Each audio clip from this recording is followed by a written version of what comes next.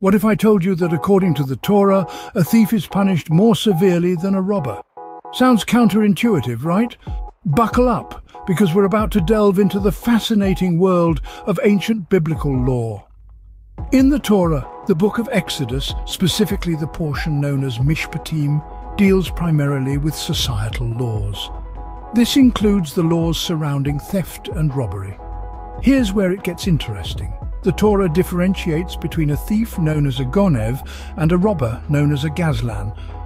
A thief is someone who takes someone else's property secretly without being seen. On the other hand, a robber takes another's property openly by force.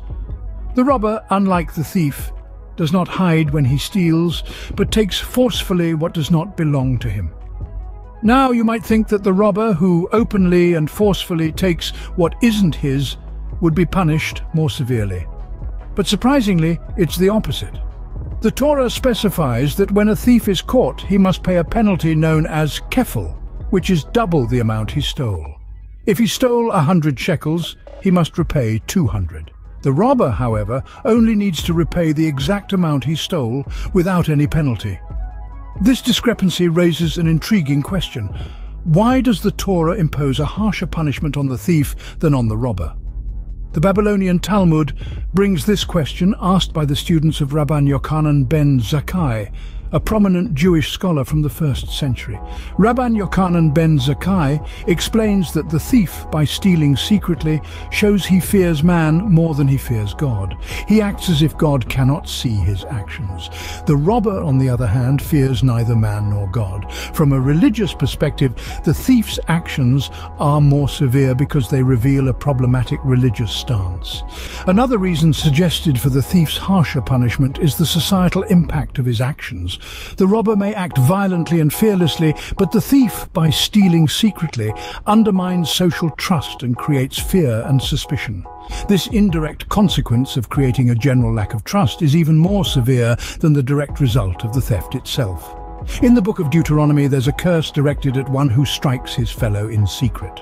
Someone who harms another does a severe act, but one who does so secretly commits a far graver act.